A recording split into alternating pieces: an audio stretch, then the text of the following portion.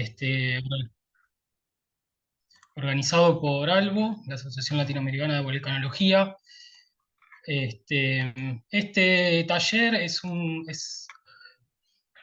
una primera edición, digamos, de una serie de talleres que nos queremos proponer hacer desde esta gestión para poder brindar, digamos, a la membresía de algo eh, herramientas concretas para poder empezar a trabajar o lo más concretas posible, ¿no? Habitualmente desde algo, desde las distintas secretarías se organizan charlas y distintos eventos, pero la idea es poder empezar a trabajar en esta especie de workshop, de talleres donde pueda haber interacción entre participantes y docentes y podamos empezar a, a trabajar con herramientas más concretas y aplicables quizás a lo que cada uno y cada una haga en su trabajo cotidiano.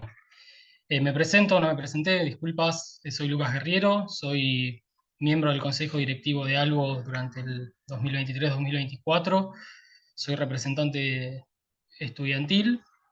Acá en la reunión también tenemos como parte de la organización a Yemerit Alpizar, que es representante regional por Centroamérica, a Juan José Hidárraga, que también es representante regional por Sudamérica Norte. También hay distintos voluntarios como Yanira Olivares, Edwin Hurtado y Carlos Durango que están participando en la organización del taller.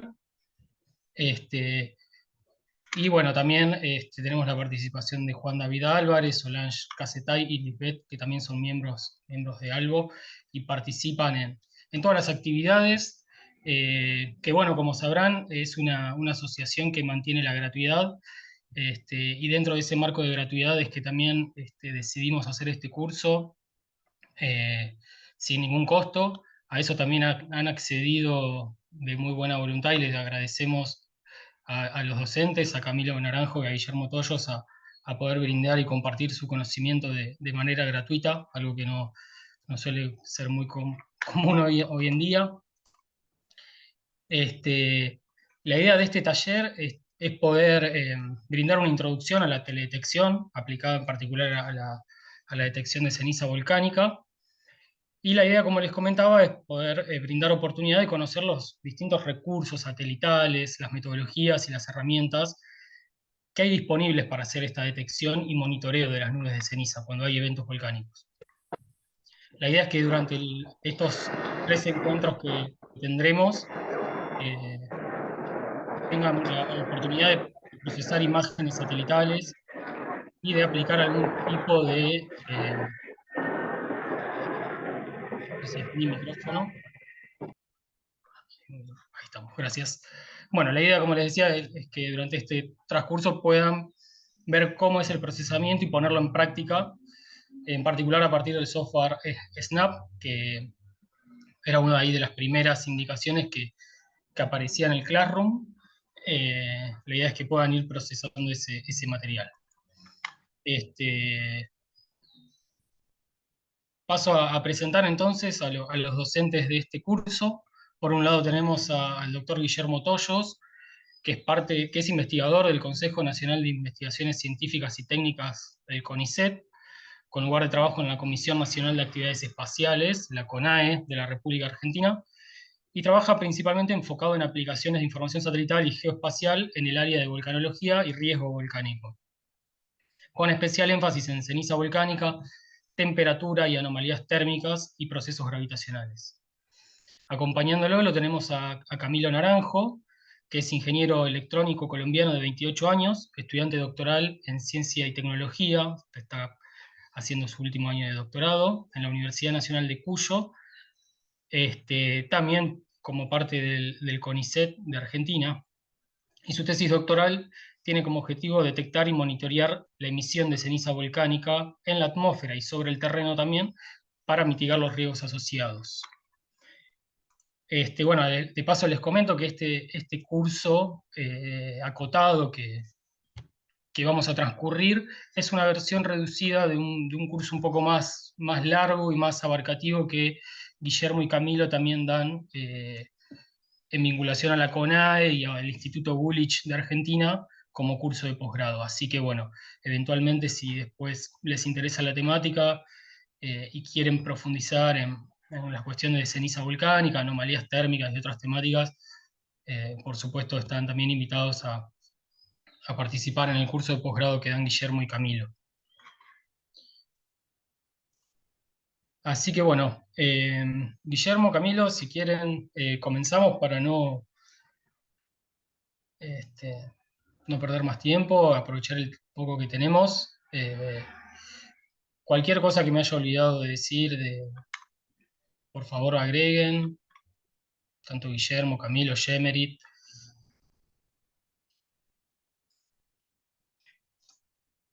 Ok, excelente. Bueno, muchísimas gracias, Lucas. Muchísimas gracias por la invitación. Va a ser una linda experiencia poder compartir eh, este workshop. Em, Como les comentaba Lucas, vamos a dedicar estos 3 días, estas 3 sesiones, a familiarizarnos, bueno, con los conceptos básicos de teledetección, con aplicación directa en lo que es teledetección aplicada al monitoreo de ceniza volcánica en la atmósfera. Y yo voy a empezar con una descripción del cronograma, de cómo nos vamos a organizar. Em, Durante el día de hoy vamos a hacer una sinopsis de una introducción a todo lo que tiene que ver con principios de percepción remota y a la detección de ceniza volcánica con sensores satelitales, para luego pasar, vamos a concluir con una descripción de los algoritmos principales. Eh, Luego Camilo les va a dar una reseña sobre cómo hacer para acceder y descargar imágenes satelitales a través de los catálogos, y vamos a introducir el manejo del software Snap, para el cual ya tienen disponible en el Classroom desde hace unos días las instrucciones para descargarlo e instalarlo. Y finalmente vamos a concluir con una sesión de preguntas, y les vamos a dar unas indicaciones para tareas para después de la sesión. Em, la idea es que en el día de hoy comiencen, o sea, a partir de esta clase, seleccionen una erupción de interés,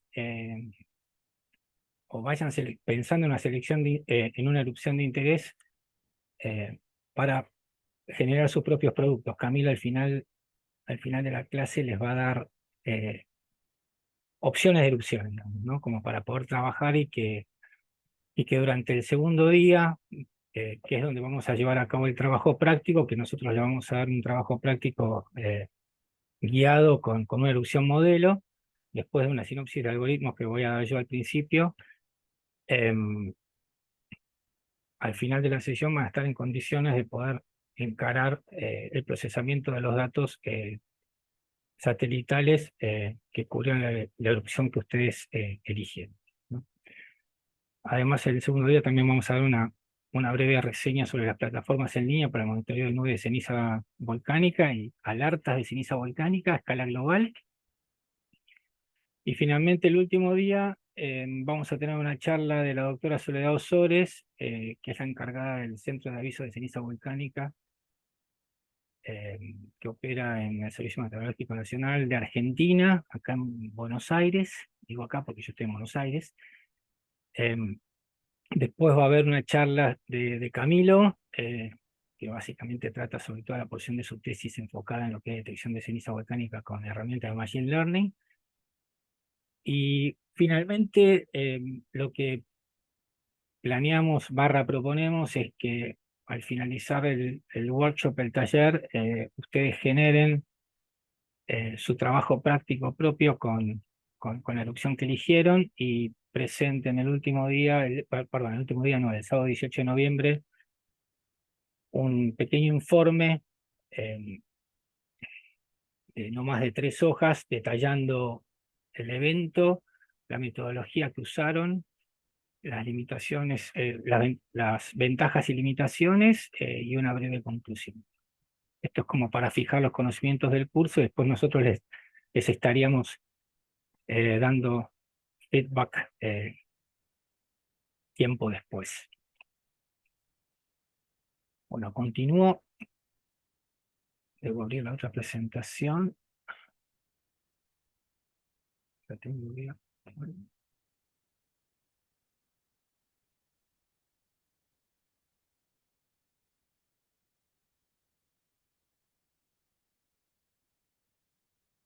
Bueno, vamos a comenzar con la motivación, ¿no?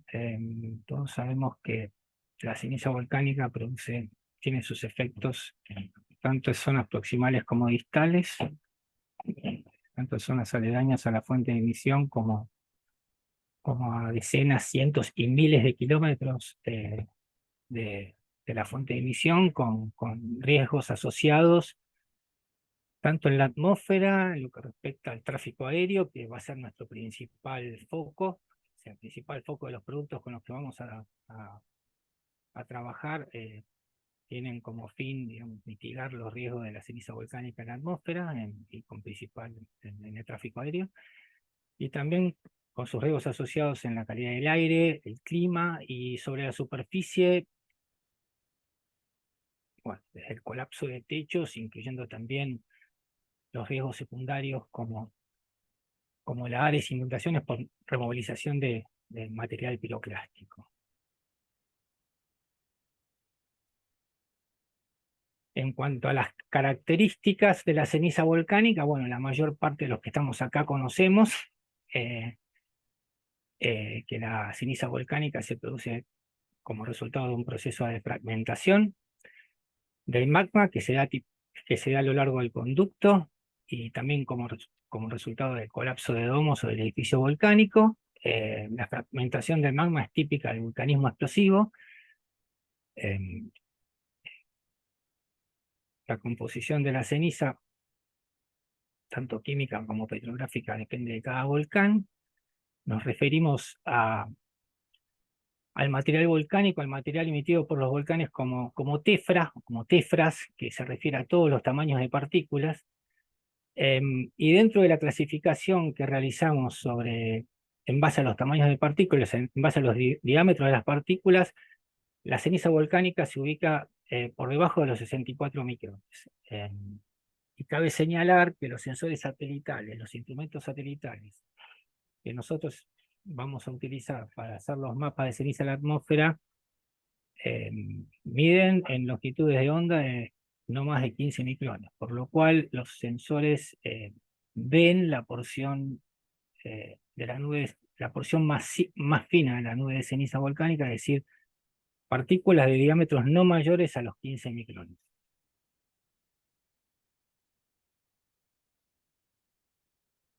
¿Escuchan bien? Sí, sí, se escucha re bien. Sí. Y Guillermo, bárbaro. No, yo chequeo porque... Bueno, habiendo introducido brevemente, rápidamente, la motivación y las características de la ceniza, en cuanto al monitoreo en enclaves operativos, los centros de aviso de ceniza volcánica, los que conocemos como VACS, que son los Volcanic Ash Advisory Centers, son los que se ocupan de monitorear y seguir, hacer vigilancia y monitoreo de las nubes de ceniza de origen volcánico. O sea, el globo, de esto nos va a hablar con mucho más detalle Soledad Osores el miércoles 15 de noviembre. Pero bueno, el globo, el planeta está dividido en 9 sectores. La VAC Buenos Aires abarca hasta donde pueden ver en pantalla, y opera en el Servicio Meteorológico Nacional de la República Argentina, con base en la ciudad de Buenos Aires. La VAC produce avisos, hace pronósticos, además de seguir, monitorear las nubes de ceniza en tiempo real, hace pronósticos también a futuro para todos los volcanes que se encuentran dentro de su área de responsabilidad, digamos, ¿no? Y genera pronósticos cada 12 o 20, cada 12 horas, quizás me corrija Soledad el próximo miércoles, no estoy seguro ahora si eran cada 12 o cada 24 horas. Y estos pronósticos se generan polígonos, esto es todo en torno a normativa, a política de la Asociación Nacional, la Asociación Internacional de Aviación Civil, la ICAO, que es el inglés International Civil Aviation Organization, y de la ANAC, que es la Asociación Nacional de Aviación Civil de nuestro país, de la República Argentina. Y estos polígonos, básicamente lo que hacen es delinear el área pronosticada de ocupación de la ceniza volcánica en la atmósfera en base a la implementación de modelos de dispersión y pronóstico, junto con observación, con operadores, tiene operadores, eso nos va a contar más Soledad la semana que viene, operadores que, observación visual e interpretación visual de productos satelitales en tiempo real, a partir de satélites geoestacionarios y polares, y también en base a los reportes que ellos reciben de los aviones, digamos, de los pilotos de aviones, ¿no? Entonces, como dar una breve reseña sobre cómo se realiza el seguimiento del monitoreo de las nubes de ceniza volcánica a escala global, ¿no? Bueno, ya pasando ahora como para dar un raconto, digamos, de eventos, algunos pocos eventos, erupciones volcánicas importantes en el sentido de que constituyeron hitos con respecto a los efectos de la ceniza en el tráfico aéreo y con respecto al monitoreo de la ceniza en el tráfico aéreo. Bueno, en el año 82, el monte Galunggung en Indonesia, en la isla de Java, hizo erupción y un avión de British Airways que unía a Londres, Heathrow en Inglaterra con la ciudad de Auckland de Nueva Zelanda, ingresó en la nube de cenizas de esta erupción y 4 de sus motores pararon, dejaron de funcionar, el avión planeó hasta que logró egresar de la nube de cenizas y por suerte se logró que los motores volvieran a funcionar y pudieron aterrizar de emergencia, ¿no? Por suerte no se han producido pérdidas humanas por encuentros de aeronaves con nubes de ceniza. Lo que sí han producido, han generado pérdidas millonarias debido a la interrupción del tráfico aéreo y al cierre de aeropuertos, ¿no? Este es otro de los eventos que quería mencionar, que es la erupción del volcán Eyjafjallajökull, el volcán que es muy difícil de pronunciar, que ocurrió en marzo-mayo del 2010 en Islandia, que produjo la interrupción del tráfico aéreo en Europa y pérdidas millonarias.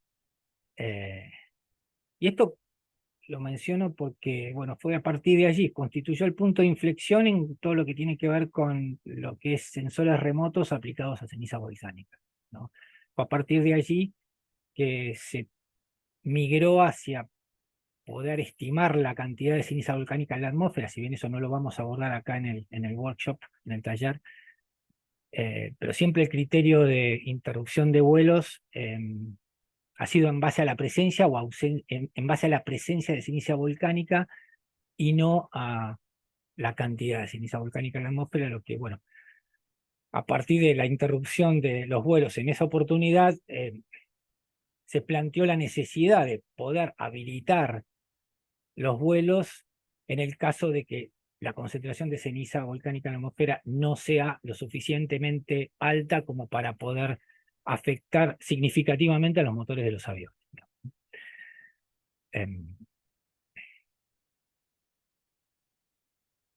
Y además disparó un montón de muchísimos desarrollos en todo lo que tiene que ver con, digamos, el punto de inflexión en cuanto a los desarrollos tecnológicos en cuanto a lo que tiene que ver con la aplicación de percepción remota y también de modelado de dispersión y pronóstico.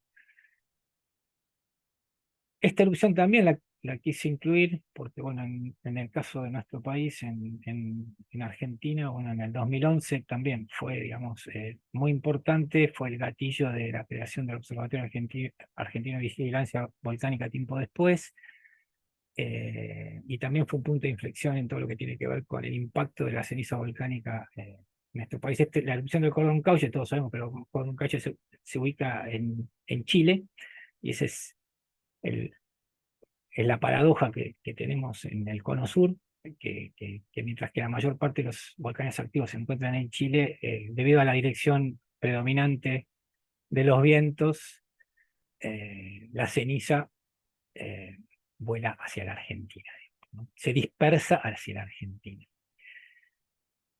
Bueno, ahora pasando a... Debo dar una... Para poder hablar de la detección o de percepción remota aplicada a ceniza volcánica, debemos dar un paso lo más rápido posible por los conceptos básicos de sensores remotos. El sensor remoto más conocido que tenemos es el ojo humano. Digamos, lo que hacemos es censar radiación reflejada por la superficie y por los objetos, radiación solar, reflejada y emitida, reflejada y por objetos y la superficie terrestre, digamos. Pero bueno, los sensores pueden ser de dos tipos. Los sensores con los que nosotros vamos a trabajar, las imágenes con las que nosotros vamos a trabajar, son imágenes captadas por instrumentos, por sensores pasivos. Son sensores que miden la radiación reflejada o emitida por parte de la superficie terrestre. En distintas longitudes de onda, como vamos a poder ver en instantes. Por otra parte, tenemos también la posibilidad de utilizar sensores activos, donde nos independizamos de la fuente de iluminación, en donde el instrumento tiene su propia fuente de iluminación. Bueno, dependiendo de la longitud de onda donde trabajé, vamos a estar trabajando en el rango de las microondas, caso de los radares, en el rango del visible y del infrarrojo cercano, caso de los líderes que al final de la presentación lo vamos a mencionar.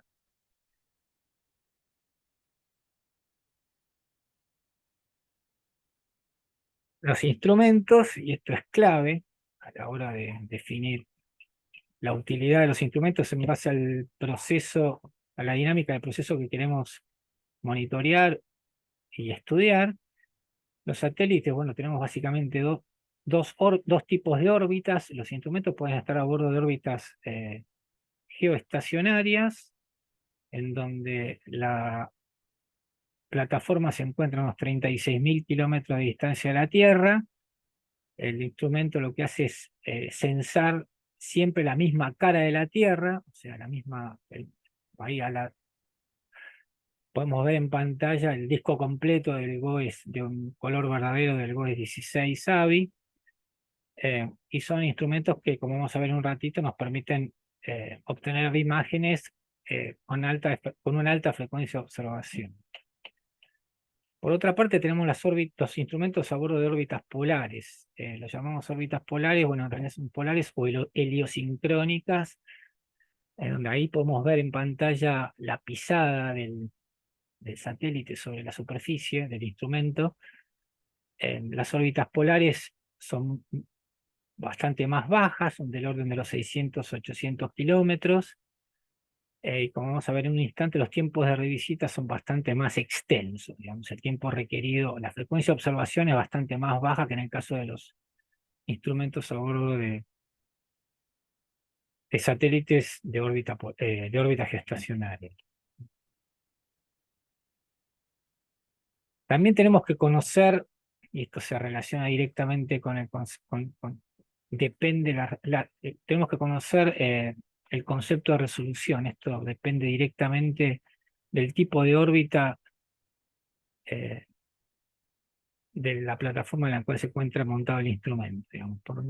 La resolución temporal, que la acabo de mencionar hace un ratito, se refiere a la frecuencia de revisita, a la cantidad de imágenes por unidad de tiempo que obtiene que el instrumento obtiene la imagen. En el caso de los satélites de órbita geoestacionaria, los tiempos de revisita varían de entre 30 segundos y 15 minutos. El WES 16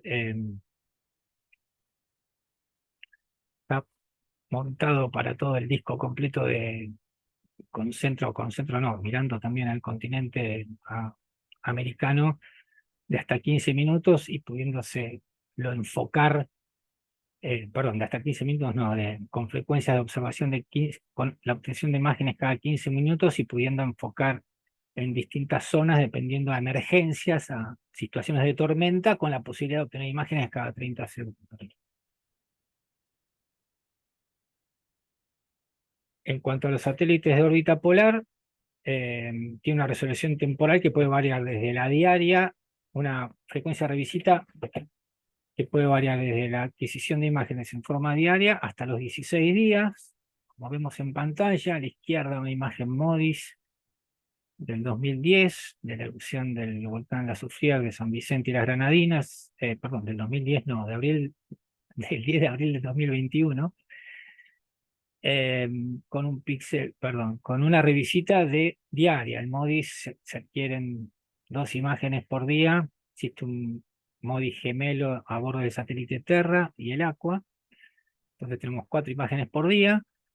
Y a la derecha vemos una Landsat 8 que tiene una revisita de 16 días, ¿no? De la misma erupción. Bueno, directamente, ya de alguna manera lo mencioné recién, la resolución espacial se refiere al tamaño de píxel. Esto no hace falta dar demasiados detalles. Sí cabe señalar que cuanto más alta la resolución temporal, o sea, cuanto mayor es la frecuencia de revisita, más grande es el tamaño de píxel, más grande es el píxel, menor es la resolución espacial. En el caso de los satélites de órbita geoestacionaria, llevan instrumentos que el WESAVI tiene un píxel de 1 kilómetro y de 2 kilómetros visible en el infrarrojo térmico.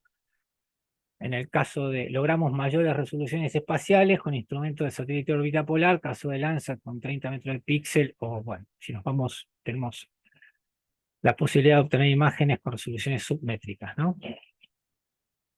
Siempre de órbita polar.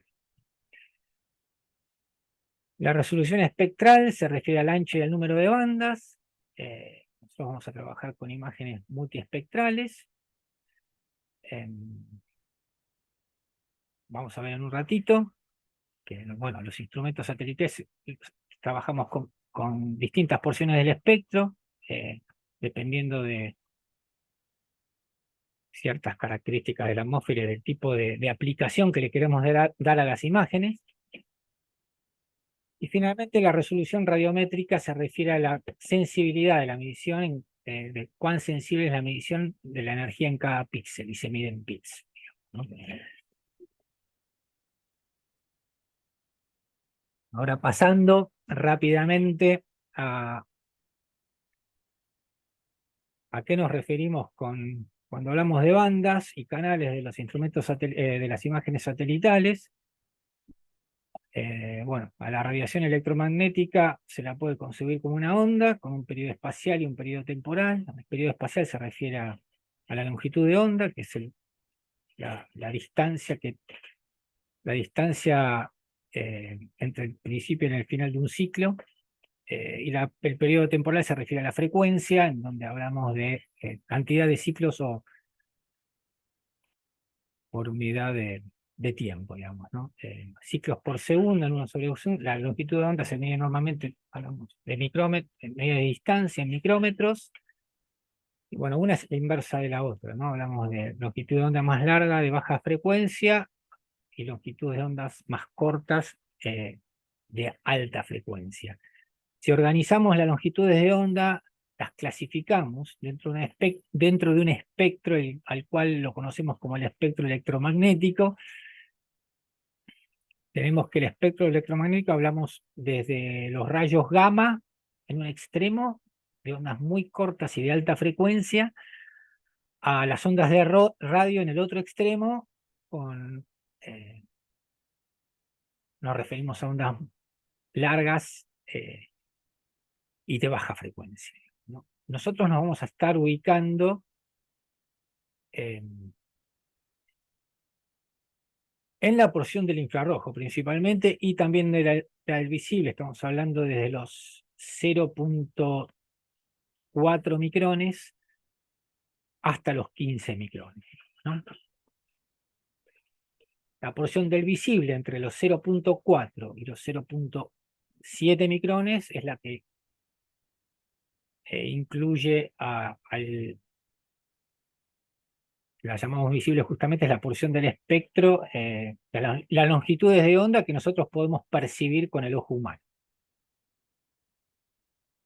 Bueno, siguiendo, ¿qué pasa para poder entender lo que vamos también a hacer en el práctico? ¿Qué pasa con la radiancia? Nosotros hablamos de cómo se mide la energía. Cuando hablamos de radiación electromagnética, la medimos, usamos un término, es un parámetro que se llama radiancia, ¿no? ¿Qué pasa con la radiancia? Que vamos a ver, se mide en watts por metro cuadrado. Se mide en watts la radiancia, mejor dicho, no por metro cuadrado, pero ¿qué pasa con la radiancia cuando atraviesa la atmósfera, digamos? ¿Cómo se compone la radiancia que arriba el sensor?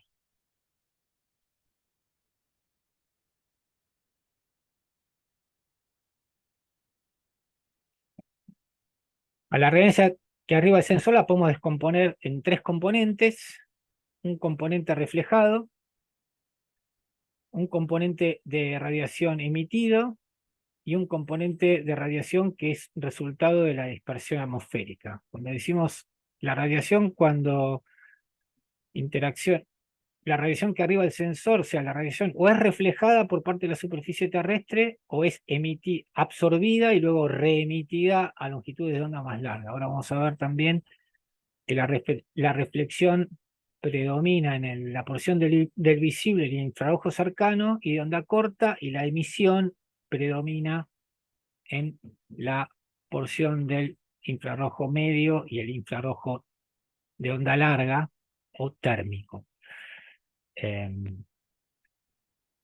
Cuando hablamos del visible en el infrarrojo cercano y el infrarrojo de onda corta, estamos hablando de estos tres rangos de longitudes de onda, de entre los 0,5 y 0.7 micrones en el visible, 0.7 y 1.2 en el infrarrojo cercano, y entre los 1.2 y 3 en el infrarrojo de onda corta.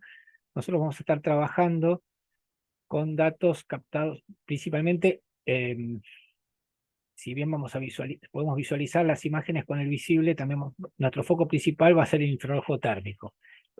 Es decir, las longitudes de onda entre los 5 y los 20 milímetros está mal. Es un error tipográfico, estamos hablando entre los 5 y 15 micrones.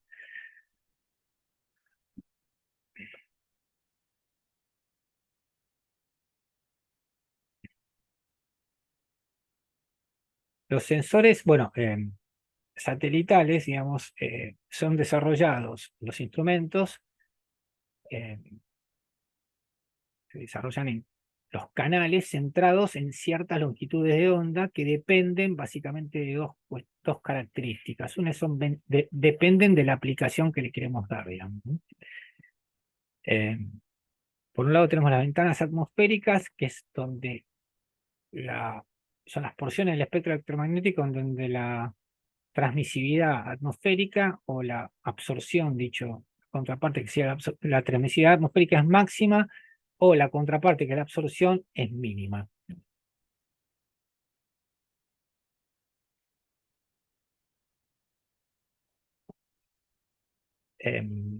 Por otra parte, los rasgos de absorción se refieren a las porciones del espectro donde hay picos de distintos componentes de la atmósfera de absorción, en donde nosotros nos vamos a aprovechar para poder identificar y también quizás cuantificar ciertos componentes de la atmósfera, como vamos a ver en un rato, en lo que respecta a la ceniza y al dióxido de azufre particularmente, digamos, ¿no?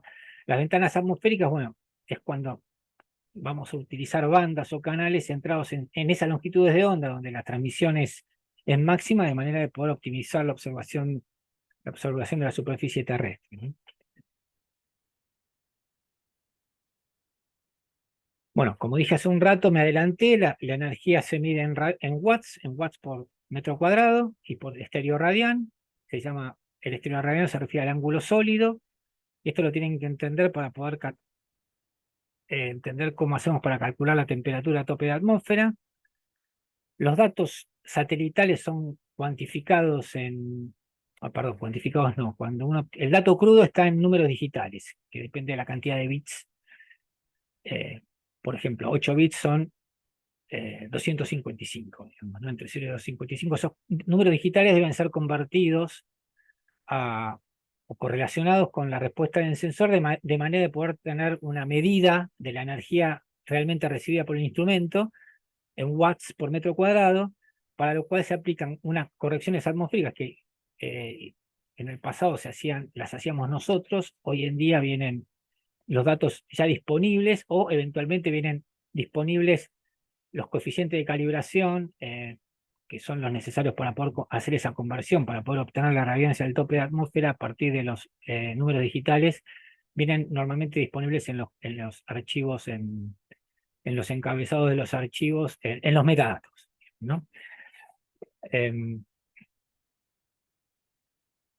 Esa es la radiancia o los datos nivel 1. Después, dependiendo de la porción del espectro en donde nos estamos ubicando, si estamos trabajando en la porción del visible, en el infrarrojo cercano y de onda corta, vamos a querer trabajar quizás con la reflectancia, que no hace falta que brinde los detalles de cómo se calcula, pero intuitivamente se entiende que la reflectancia se refiere a la porción de energía reflejada y que arriba el sensor con respecto a la energía incidente sobre la superficie terrestre. Y por otra parte, también a partir de la radiancia, lo que podemos hacer es calcular la temperatura de brillo. Que para poder entender a qué se refiere temperatura de brillo, tenemos que hacer un paso rápido por, de nuevo, revisitar el modelo de transferencia radiativa.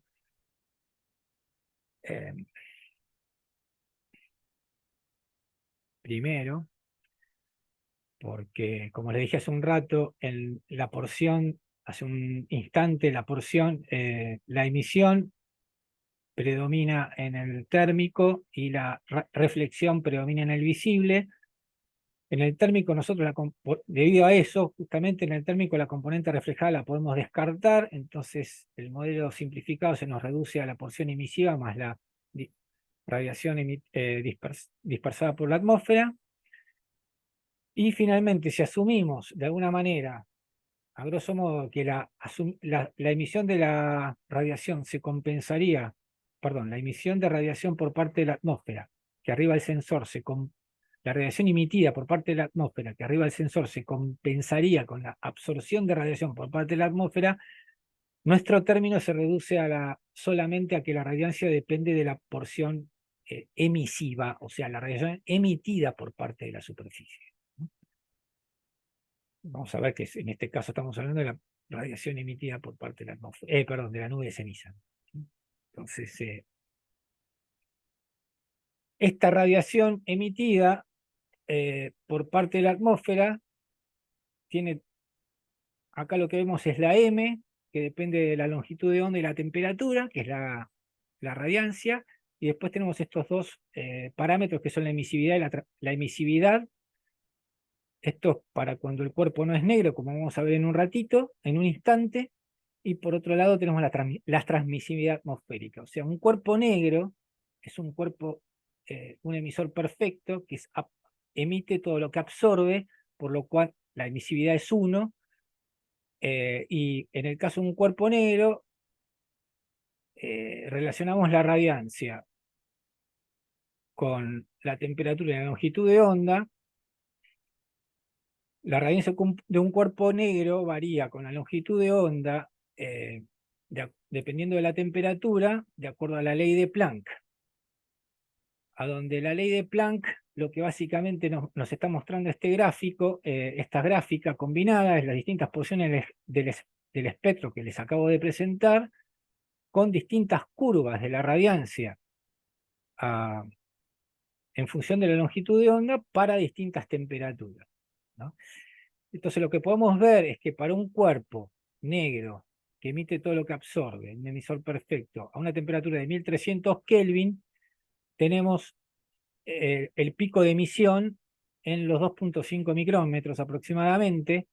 Si graficáramos la curva para 6000 Kelvin, que aproximaría la radiación emitida por el Sol, nos ubicaríamos en el espectro visible, en los 0.5 micrones, ¿no? Mientras que en el caso de la temperatura de la superficie terrestre, alrededor de los 300 Kelvin, nos vamos a estar ubicando alrededor de los 9-10 micrones. Cuando digo ubicar, me refiero al pico de la radiancia, que como ven, a pico de la radiancia, a la longitud de onda, a donde se da el pico de radiancia para las distintas temperaturas. Vemos que ese pico, esa longitud de onda, cada vez más corta si la temperatura es más alta. Y esto es explicado por la ley de Wien, que básicamente podemos obtener exactamente la longitud de onda para cierta temperatura en donde se da ese pico de emisión de acuerdo a la ley de Planck. ¿Para qué todo esto? Porque ¿cómo podemos obtener la temperatura de brillo, la que yo mencioné 2 filminas atrás, a partir de la radiancia que nos brinda el instrumento satelital? Es invirtiendo la ecuación de Planck. Eso lo vamos a hacer en el práctico. Vamos a calcular la temperatura de brillo para 3 de los canales, para 3 canales, el canal de los 8.5, 10 y 11 micrones, para poder hacer después la utilización, para poder después hacer la utilización de un algoritmo para hacer los mapas de ceniza volcánica. Pero básicamente invertimos invertimos la ecuación de Planck y podemos así obtener la temperatura a partir de la radiancia medida en el píxel y la longitud de onda del canal correspondiente.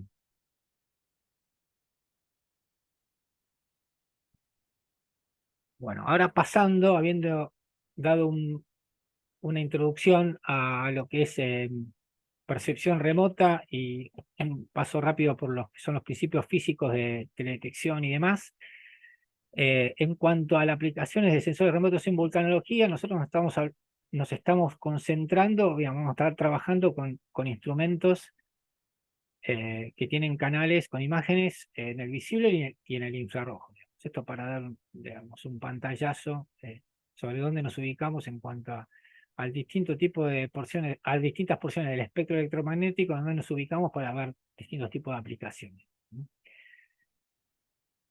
Y ahora pasamos rápidamente al infrarrojo, digamos, ¿no? Nos concentramos ahora, ya pasamos directamente a lo que es ceniza volcánica. ¿Qué hacemos con las imágenes? ¿Cómo se comporta la radiación electromagnética cuando interacciona con la ceniza volcánica, ¿no? Esto lo que ven en pantalla son 2 firmas espectrales, obtenidas a partir, no son continuas las curvas, las líneas. ¿Por qué? Porque cada punto es la temperatura de brillo, calculada de la manera que les expliqué recién, en distintos canales, en este caso el sensor MODIS. Digamos, esto es una imagen satelital MODIS, a partir de la cual se obtuvo es el valor de un píxel. En el caso de la línea roja corresponde a la nube, de un píxel de la nube de cenizas del cordón Cauye, el 20 de junio del 2011.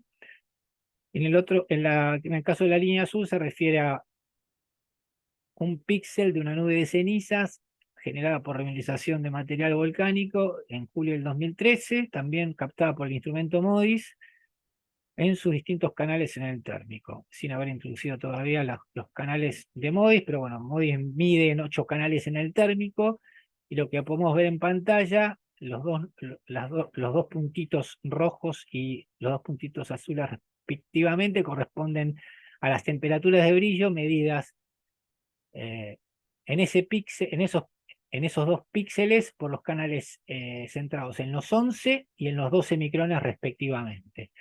Entonces lo que podemos ver que hay una diferencia, si bien sutil, pero es una diferencia que es la que nos va a permitir poder separar las nubes de ceniza, si bien sutil, una diferencia entre las temperaturas de brillo medidas por los canales por el canal centrado en los 11 y en los 12 micrones, que si bien es sutil, es la diferencia que nos va a permitir separar a las nubes de ceniza volcánicas de lo que son las nubes meteorológicas, ¿no? Entonces podemos ver que en los 11 micrones, que es el caso de los 268.8 Kelvin, corresponde a la banda de los 11 micrones, en el caso del píxel de la nube de cenizas, y los 271 Kelvin corresponden a la temperatura medida por la banda de los 12 micrones en el píxel con ceniza volcánica, digamos. En el caso del otro píxel, la relación es inversa, digamos. O sea, la temperatura en los 11 micrones es mayor que en la de los 12 micrones. Y esto es lo que, viendo esto, con esto podemos explicar lo que es, esto se explica con el concepto de absorción inversa. Es un concepto que lo planteó Fred Prata a fines de los 80, en base a modelos de transferencia de radiación, en donde la absorción por parte de las partículas de ceniza volcánica se da mayormente en los 11 que en los 12 micrones, en el caso de nube de ceniza, valga la redundancia. En el caso de las nubes meteorológicas, las gotas de agua, el hielo y el vapor de agua absorbe más en los 12 que los 11 micrones. En las nubes opacas, en el caso de la ceniza volcánica, esa diferencia tiende a ser positiva, digamos, o sea, tiende a ser mayor la absorción como en el caso de las nubes meteorológicas, digamos, ¿no? ¿Qué hacemos con esta diferencia de absorción? Esto es lo que nos genera que las temperaturas de brillo sean menores en los 11 que en los 12 micrones cuando hablamos de un píxel contaminado con ceniza volcánica, ¿no? Si nosotros hacemos la resta de estas dos temperaturas, si la temperatura es negativa, estaríamos en presencia de un píxel contaminado con ceniza. Si la temperatura es positiva, estaríamos en presencia de un píxel contaminado de un píxel que correspondería a una nube meteorológica. Entonces, es una forma muy sencilla de separar los píxeles contaminados con ceniza de los que no lo están, ¿no? Estas son condiciones y normalmente el punto de corte es cero, digamos, sería el punto de corte conceptual o teórico.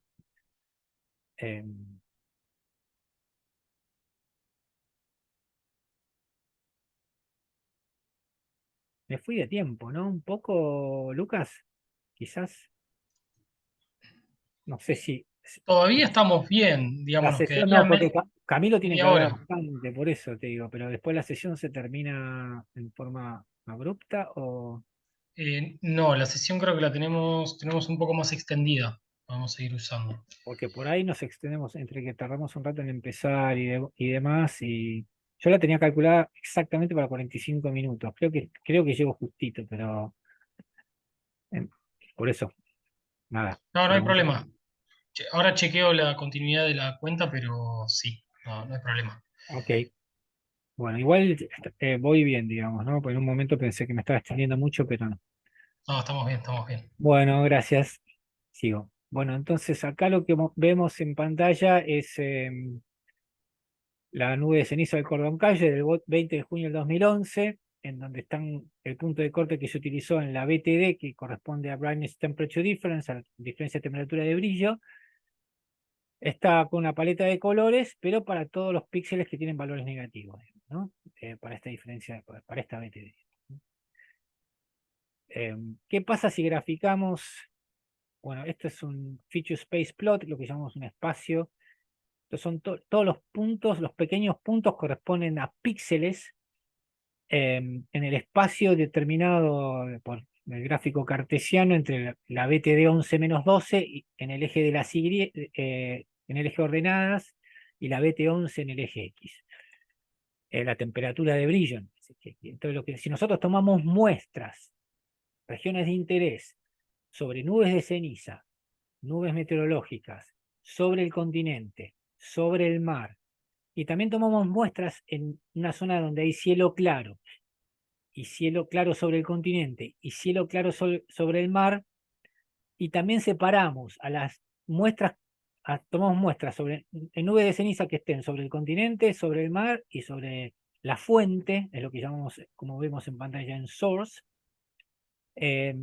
y graficamos, vemos esta distribución de los puntos. Esto es para, de alguna manera, demostrar gráficamente qué pasa con el concepto de absorción inversa. O sea, todos los píxeles rosas o lilas, que son las nubes meteorológicas, se ubican por encima del cero, con algunos pocos por debajo del cero. Mientras que todos los píxeles, por otro lado, los píxeles de cielo claro sobre el mar se ubican claramente por encima del cero de la BTD 11-12, en temperaturas de brillo en los 11 micrones más altas. Mientras que todos los píxeles muestreados, en este caso particular que corresponde a una imagen también del cordón Cauchy, del 2011, una imagen MODIS, los píxeles sobre el continente, si nosotros usamos un punto de corte en la BTD 11-12 para mapear la ceniza como 0, nos van a aparecer píxeles sobre el continente como falsos positivos, ¿no? Esto es uno de los problemas, bueno, de los que vamos a enfrentar cuando hagamos el trabajo práctico, y también les va a mostrar Camilo al final en la charla que va a dar sobre su doctorado, ¿no? Es uno de los principales problemas, especialmente en vastas áreas continentales, digamos, ¿no? Y por otra parte, bueno, vemos claramente que la ceniza volcánica sobre el mar es fácilmente separable, mientras que la ceniza volcánica sobre el continente vamos a tener que usar un umbral sobre la BTD menor a 0 para poder eliminar los píxeles que se encuentran sobre el continente, digamos, ¿no? Normalmente vamos a ver un rato la ceniza opaca, la ceniza sobre la fuente es ceniza opaca, como pueden ver, son píxeles cercanos al 0, así como les mostré hace un rato que si la ceniza tiene, si la nube de cenizas hay mucha humedad, digamos, el vapor de agua constituye un problema ya que nos positiviza la BTD 11-12, y lo mismo pasa con nubes opacas, digamos, ¿no? Las nubes opacas presentan BTDs o diferencias de temperatura de brillo cercanas al 0, y nos genera un problema a la hora, especialmente en los momentos, en los primeros momentos de una erupción volcánica, digamos, ¿no? La primera emisión, digamos, ¿no? Las primeras nubes dentro de las primeras 12 horas, digamos, ¿no? Entonces, cabe señalar que esta metodología es útil principalmente es óptima más que útil, óptima para lo que es detectar ceniza, nubes de ceniza semitransparente y con bajos niveles de vapor de agua, no bajos o nulos niveles de vapor de agua, no sea ni muy transparente ni muy opaca, y que no haya vapor de agua, digamos. Esas serían las condiciones óptimas. Bueno, como para, no solamente podemos detectar ceniza con la BTD, digamos, cualquiera de nosotros puede tomar una imagen, los canales del visible, el rojo, el verde y el azul, y hacer un color verdadero, como estamos viendo en pantalla. De nuevo, acá les muestro distintos productos satelitales de la misma nube. El color verdadero, lo que hacemos es combinar el rojo, el verde y el azul medidos por el satélite en el rojo, verde y el azul del monitor, de manera que es lo mismo que ve el ojo humano, digamos, la posición de color. Normalmente acá por el real se la vemos más tirando a blanca, a la ceniza volcánica, pero normalmente debido a que la ceniza presenta una menor reflectancia en el rojo, en los 0.65 micrones, el color verdadero lo vemos más en el tono de los ocres. Tenemos la BTD 11-12, que es lo que acabo de mostrarles, de contarles. El primer punto que ven en pantalla se refiere a que también podemos, si bien no vamos a poder separarla de las nubes meteorológicas, podemos identificar la nube de ceniza, por ejemplo, con un satélite geoestacionario, simplemente con la banda centrada en los 11 micrones. Entonces las temperaturas más bajas corresponderían a la ceniza volcánica. Eso sí, también pasa que la temperatura más baja de las nubes meteorológicas, en las que se usa como temperatura a tope de nube en ese canal para, por ejemplo, seguir los frentes de tormenta, ¿no? Pero cabe señalar que es uno de los rasgos de que caracteriza el comportamiento de la radiación cuando es atravesada por ceniza volcánica. Y finalmente, la ceniza volcánica también presenta una mayor respuesta en los 3.9 micrómetros. Estamos más a la izquierda con respecto a los 11, seguimos en el térmico, si bien acá ya estamos en presencia de una señal mixta en donde si el dato es diurno, hay una mezcla de energía que arriba del sensor emitida y reflejada por parte de es una señal mixta compuesta por una porción emitida y una porción reflejada de radiación. Pero bueno, ¿sí?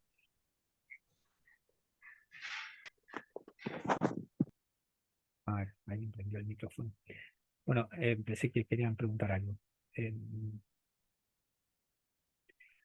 Entonces, esta porción, el 3.9, también se lo puede utilizar acá, explotar para poder hacer un mapa de ceniza. En este caso, estamos de nuevo explotando esta porción del espectro, este canal de esta banda de los 3,9 micrones, haciendo una diferencia de temperaturas de brillo, y podemos mapear las temperaturas de brillo, perdón, la nube de ceniza. Vamos a ver el viernes también, voy a hacer un raconto, como expliqué al principio, sobre la evolución de los algoritmos de ceniza volcánica, así que no voy a ahondar en detalles sobre este canal precisamente. Después cabe señalar los rasgos de absorción, como expliqué hace un rato, hace instantes, del dióxido de azufre. Normalmente hay emisión de dióxido de azufre junto con el material particulado y normalmente es coincidente la presencia del dióxido con la ceniza volcánica, si bien a veces las nubes se pueden separar a distintas alturas, pero el dióxido de azufre presenta rasgos de absorción en los 7.3 y en los 8.5 micrones, ¿no? Estos rasgos de absorción se pueden explotar, las temperaturas de brillo en estos canales, para detectar el dióxido de azufre y también para usarlo como proxy de la nube de ceniza volcánica. Esto es un mapa, llamó en su momento erróneamente volcán Puyehue con el cordón Caulle, de la nube de cenizas del dióxido, en este caso de la BTD 11-8,5 micrones, digamos, ¿no? Estamos restando las temperaturas de brillo medidas por los canales del 11 y los 8,5 micrones medidas por... Y esto es una composición de color, ¿tá? Que explota, es un falso color que explota. Por un lado, el concepto de absorción, de absorción inversa, como les acabo de explicar, que en lugar de usar la BTD 11-12, lo que hacemos es usar la BTD 12-11.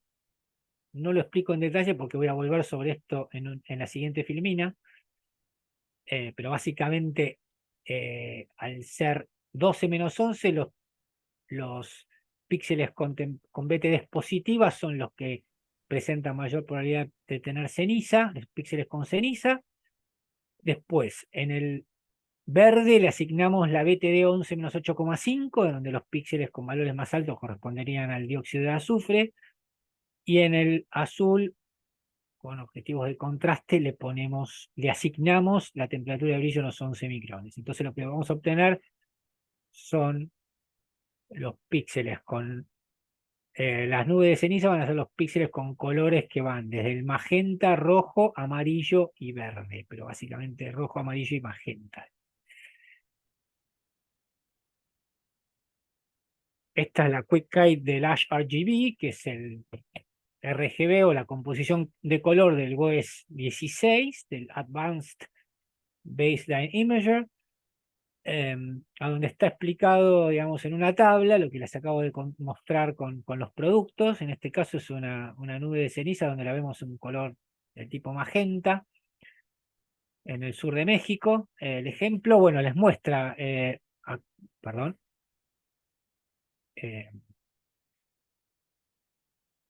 los rangos de, o sea, a qué se refieren, digamos, cada una de las diferencias de temperatura de brillo asignadas al rojo y al verde. que ahí menciona espesor óptico, optical depth y cloud thickness, que está relacionado con el espesor óptico y el espesor de la nube, pero bueno, básicamente esta diferencia se refiere al concepto de absorción. Está también estos dos parámetros, estos dos conceptos físicos se vinculan al concepto, debido a la variación de estos parámetros, digamos, debido a la presencia de la nube de ceniza, tenemos lo que es la absorción inversa, y en el caso del verde, de los 11 menos 8,4, se refiere al dióxido de azufre, ¿no?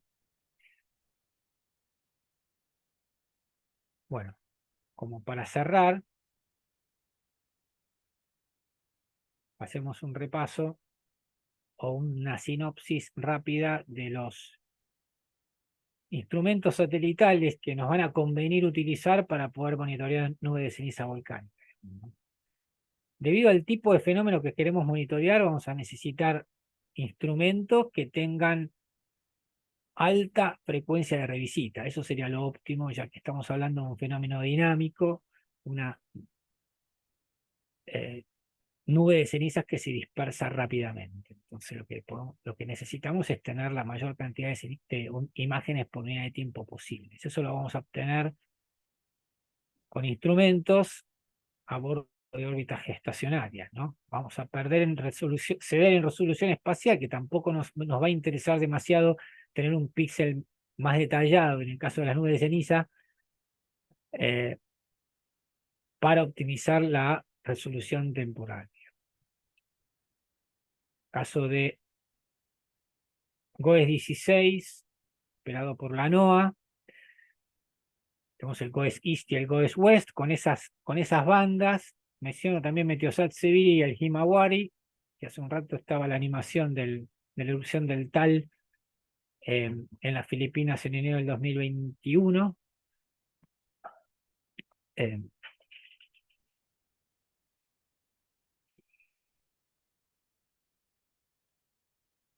Porque tienen las mismas características espectrales. El Himawari se encuentra centrado en Asia, el GOES 16 en América y el Meteosat Sevilla tiene centro en el norte de África.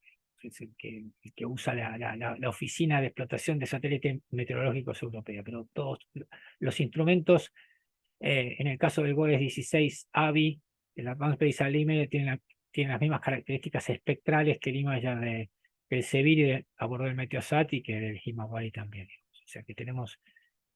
Eso es un sensor multiespectral con bandas de 1 kilómetro de píxel en el visible y de 2 kilómetros en el térmico, ¿no? Con esos centros de bandas, con todas las bandas o con todos los centros de bandas que nosotros necesitamos para poder monitorear la ceniza volcánica. En el caso de los sensores a bordo de satélite de órbita polar, si bien no tienen la frecuencia de adquisición que tienen los satélites geoestacionarios, también nos sirven. En este caso estamos viendo los ejemplos de satélites de órbita polar de resolución espacial moderada, de píxeles de 1 kilómetro. Me faltó el SLSTR, que está a bordo de los satélites Sentinel, del satélite Sentinel-3. Disculpen que faltó ese instrumento, que es muy importante también, de un píxel de 1 kilómetro, que también podemos ver nubes de ceniza volcánica, pero bueno, estos tres, el MODIS, que ya está por dejar de ser operativo, fueron puestos en órbita hace 20 años, poco más de 20 años, a bordo de los satélites Terra y Aqua, son instrumentos gemelos. El ABHRR, que los primeros fueron a bordo de los satélites NOAA, de los tiros NOAA a fines de los 60, bueno, fueron los que todos los algoritmos, digamos, que se desarrollaron en los 90, bueno, son a partir del ABHRR. El MODIS Terra y Aqua llegó en el 2000, y el BIRS llegó a bordo del NPPP en el 2011, y después también hay instrumentos, es un MODIS mejorado, con mejor resolución espacial, con un píxel un poco más pequeño que los 1000 metros de tamaño, pero también con revisita diaria, a bordo de los satélites NOAA 20. También tenemos instrumentos hiperespectrales. Estas son sondas, las que estoy mostrando en pantalla, son firmas espectrales en el caso de distintos tipos de ceniza volcánica. A la izquierda, obtenidas a partir del IRIS, que es una sonda hiperespectral infrarroja a bordo del satélite Aqua, también volando hace poco más de 20 años. Esas son firmas espectrales, pero de la BT, de la temperatura de brillo normalizada con respecto a la temperatura de brillo en los 10 micrones, con respecto a, en este caso, a la longitud de onda, pero medida en unidades de número de onda o wave number, que es 1/centímetro, ¿no? Estos instrumentos también tienen revisita diaria, pero tienen un píxel bastante más grande, tiene una resolución espacial bastante más baja. Finalmente, tenemos los sensor activo, que se ha utilizado más que nada con fines de validación. A bordo es el LIDAR, que es un sensor activo que opera en el visible. A bordo del satélite Calypso, que dejó de estar operativo ahora en agosto del 2023. Tiene una revisita cada 16 días, entonces no nos permite. Lo que vemos es una pisada, una transecta, no tenemos una imagen como en el caso de las imágenes de satelitales multiespectrales, digamos. Pero esto es muy útil para lo que es estudios de validación de ceniza volcánica, nos permite cuantificar ceniza volcánica en la atmósfera y también poder calcular la altura de la nube y el espesor de la nube. Tiene un sensor activo que es el LIDAR, y además tiene un instrumento infrarrojo centrado, bueno, están las bandas ahí en los 532 nanómetros y los 1064 nanómetros, y también tenemos un sensor infrarrojo en los 8,5 están más, no son milímetros, sino son micrómetros. 8.6, 10.6 y 12 milímetros. Bueno, con esto cierro todo lo que es la primera introducción a una introducción, digamos, que fue bastante rápida, creo que estamos bien de tiempo. Quizás me pasé un poco de lo que estimaba, para darle paso a Camilo. Sí, Guillermo, hay una pregunta en el chat.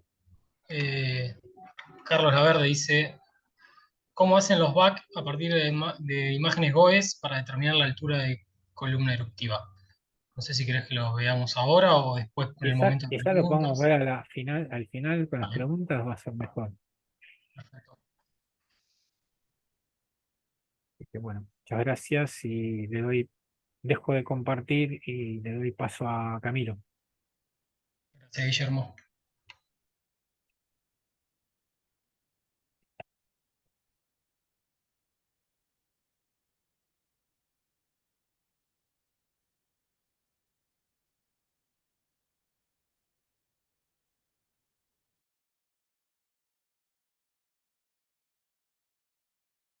Ok, muy buenas tardes a todos. Ahí deben estar viendo mi pantalla, ¿cierto? ¿Me confirman? Sí, ok, Sí, listo. perfecto. Bueno, muy buenas tardes a todos. Como me presentaron al inicio del taller, mi nombre es Camilo Naranjo, soy ingeniero electrónico y estoy haciendo mi doctorado principalmente en detección de ceniza volcánica. Y el objetivo en esta presentación, esta tarde, es básicamente guiarlos a acceder a datos satelitales con el objetivo de visualizar y posteriormente hacer la detección de las nubes de ceniza volcánica. Vamos a revisar visualización de datos satelitales en plataformas online, cómo descargarlos y una introducción breve del software Snap, que en la próxima clase del taller, día viernes, vamos a trabajar en profundidad con un ejercicio. Entonces, rápidamente, el contenido de esta presentación, inicialmente vamos a revisar un poco la convención de los nombres de los instrumentos satelitales y las plataformas. Luego vamos a mirar el acceso a catálogos de imágenes para hacer visualización y descarga. Y finalmente, como les decía, una introducción al SNAP.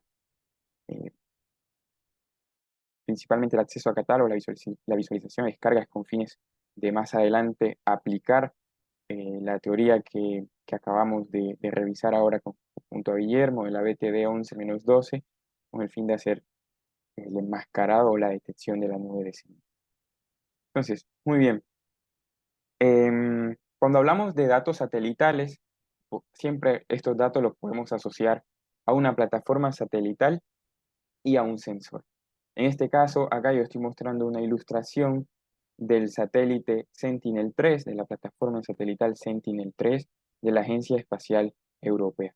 Esta es una constelación de dos satélites gemelos, uno lanzado en el 2016 que se llama Sentinel-3A y el segundo que fue lanzado en el 2019 que se llama Sentinel-3B. Entonces, nosotros por satélite podemos decir que el satélite está conformado por la plataforma satelital que contiene, por un lado, los sensores principales, que es lo que más comúnmente nosotros conocemos, ¿verdad?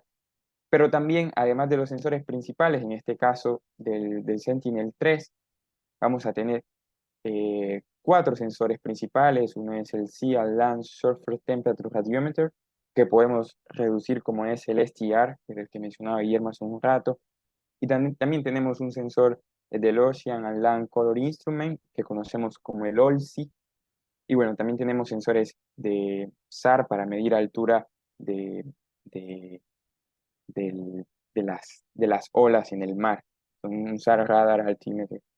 Y bueno, pero además de estos sensores principales, nosotros tenemos todo el sistema de alimentación eléctrica, con los paneles solares, tenemos todo el sistema eléctrico que va dentro de la plataforma, tenemos todos los sistemas de telecomunicación con tierra, los, los instrumentos de control, de control del satélite, y todo esto está dentro de nuestra plataforma satelital.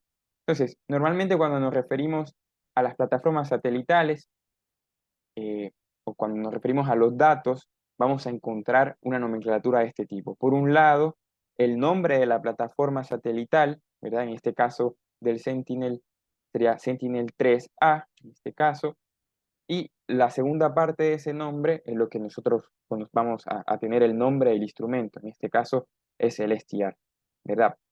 Como una plataforma satelital puede tener más de un sensor principal, podemos encontrar que hay datos Sentinel-3A, OLSI, ¿verdad? Que es el nombre del otro instrumento, y también datos asociados al Sentinel-3A es el STR. Esto como para tenerlo presente, porque ahora que vayamos a buscar datos, a buscarlos, a visualizarlos y a descargarlos, hay que tener presente bien qué es lo que vamos a descargar dependiendo al sensor, ¿no? Entonces, dicho esto, ya teniendo un poco presente todo el tema de la nomenclatura de los nombres de los datos, para la búsqueda de datos, inicialmente tener claro, identificado el evento de estudio, ¿no? Nuestra erupción de estudio, ya sea la fecha, la hora, la ubicación en la que esto ocurrió. Y posteriormente, al haber definido ese evento que va a ser objeto de estudio, iniciar con la búsqueda de los datos disponibles. Una recomendación siempre, y esto es dado a que los datos satelitales normalmente son datos bastante pesados, es inicialmente hacer una búsqueda rápida, para valerse de las herramientas que están online para hacer la visualización de los datos previo a hacer la descarga. Una vez que hemos identificado la erupción, que sabemos que los datos están disponibles, ahí sí ir posteriormente a hacer una búsqueda específica con el fin de hacer la descarga de los datos. Para nuestro caso, va a ser el caso guía en esta tarde y también va a ser el caso guía durante el taller para los trabajos prácticos. Nuestro caso es la erupción del volcán Popocatépetl, que está en México, ahí cerca de la Ciudad de México. Específicamente una nube de ceniza que tuvo lugar después de una erupción del 21 de mayo del 2023.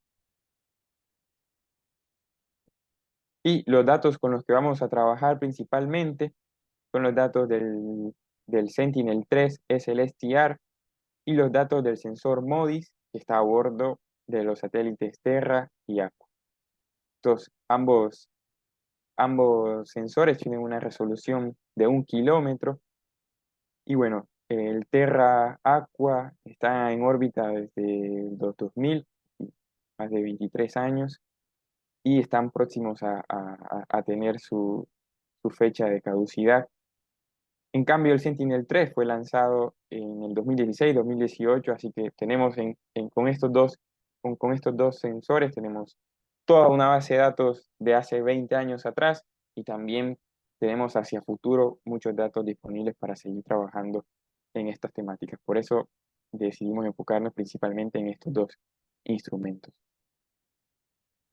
Un poco viendo la resolución espectral de estos dos sensores, teniendo en cuenta lo que también nos contaba Guillermo hace un momento, el Sentinel, digamos, el sensor SLSTR a bordo del Sentinel-3 tiene 11 bandas, ¿verdad?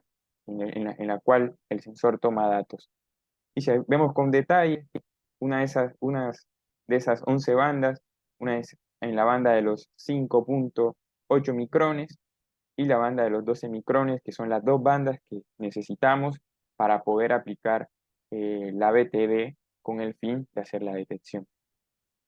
Si miramos en el caso del sensor MODIS, vamos a tener acá, vamos a tener acá 36 bandas, el sensor tiene 36 bandas, y también vamos a tener disponibles la banda de los 11 y 12 micrones que necesitamos para hacer la detección.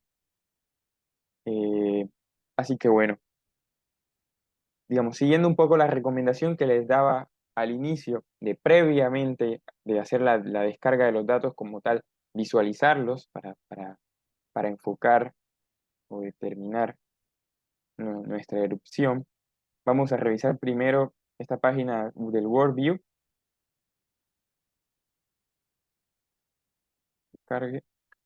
Esta página es administrada por la NASA y principalmente se encuentran los datos del sensor MODIS. Tenemos acá, digamos, en la parte izquierda podemos agregar las capas de los diferentes datos que queremos visualizar. En este caso tenemos datos Terra, datos Aqua y también datos BIRS, que Guillermo también les comentó. Pero en este momento solo nos vamos a enfocar en los datos del sensor MODIS.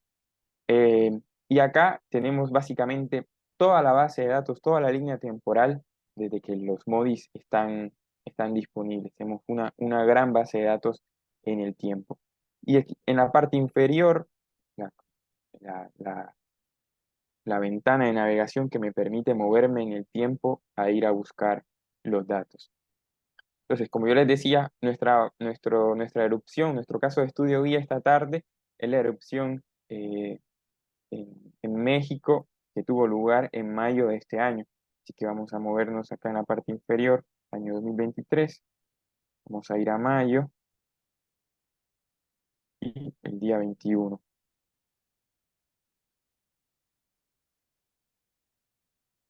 Y vamos a ubicar el volcán Popocatépetl.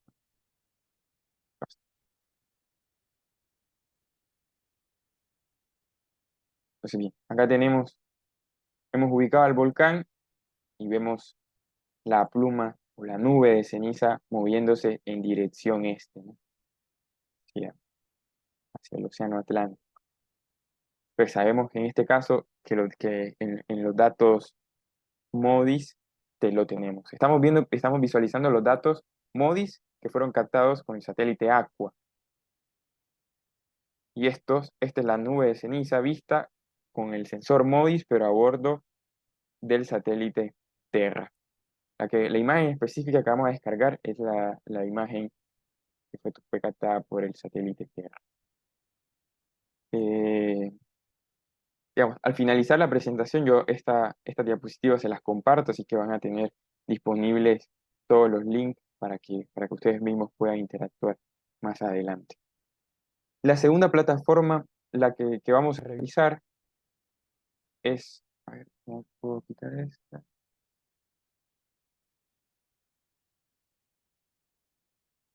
es esta plataforma de Copernicus, es mantenida por Copernicus y la ESA.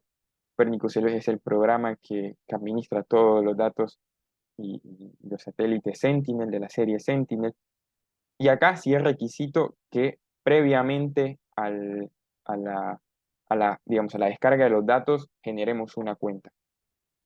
Como les digo, esta diapositiva se la subo al catálogo y les queda también como tarea abrirse una cuenta acá para que ustedes puedan reproducir el, el ejercicio de hoy. Entonces, una vez que tengo mi cuenta, inicio sesión y puedo ir acá a la exploración de datos.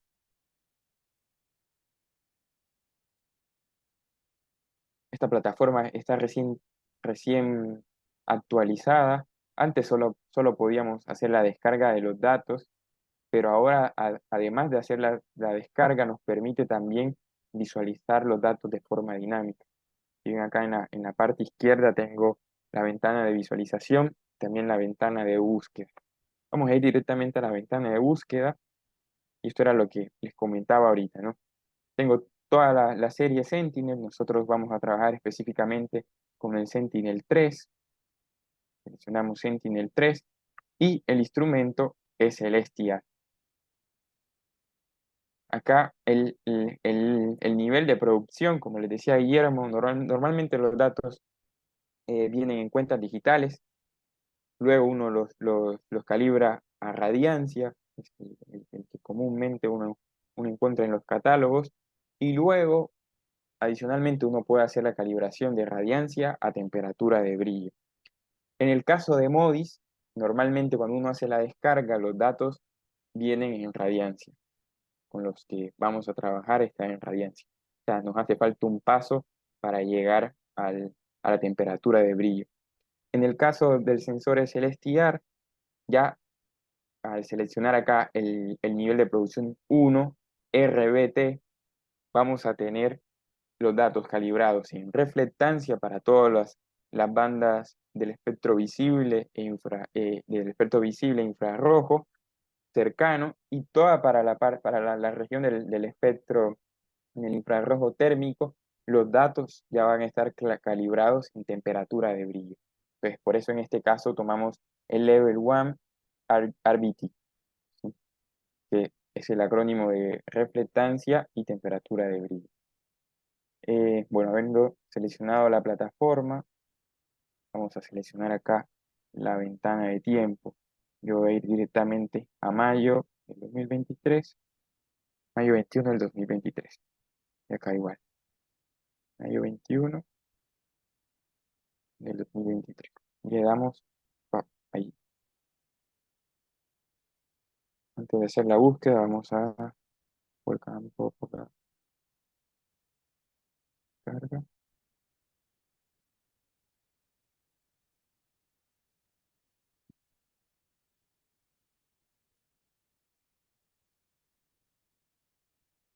Vamos a la región y le damos nuevamente buscar.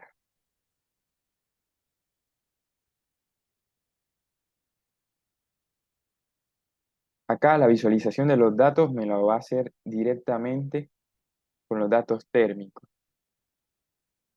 Yo sé que la banda de los 11 micrones acá es la S8. Yo visualizo acá esta.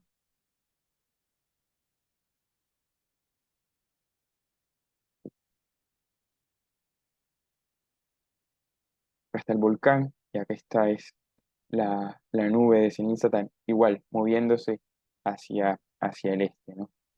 Entonces, bueno, una vez ubicados los datos, viéndolos visualizados y estando seguro que son los datos que necesito, ahí sí puedo ir directamente a hacer la descarga.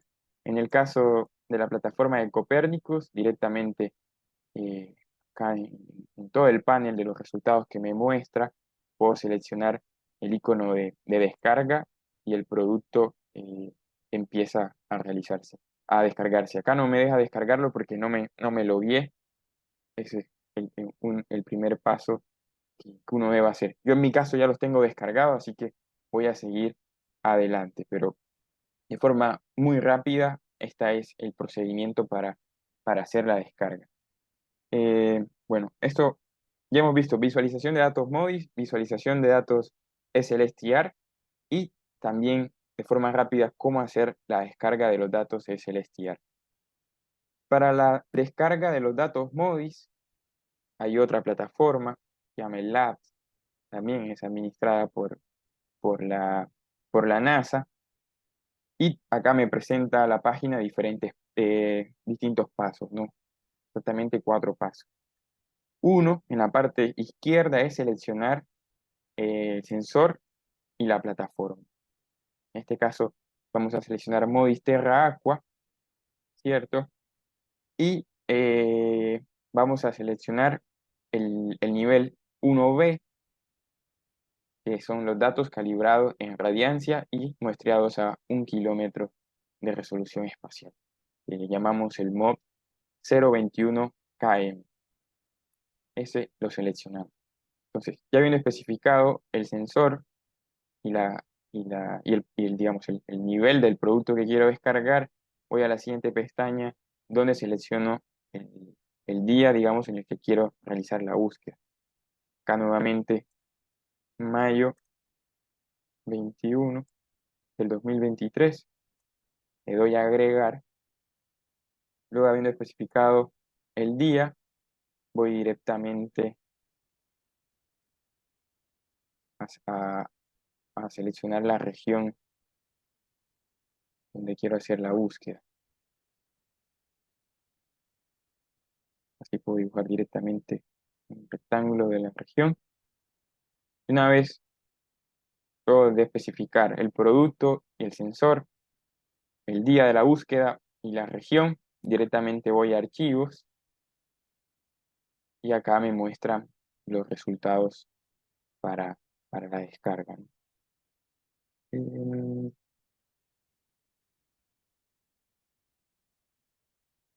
hay esta página también te permite hacer una visualización rápida. No es muy dinámica como lo hace el Worldview o la página de Copernicus, pero uno tiene acceso también a esta pequeña vista rápida. A ver, si lo descargo.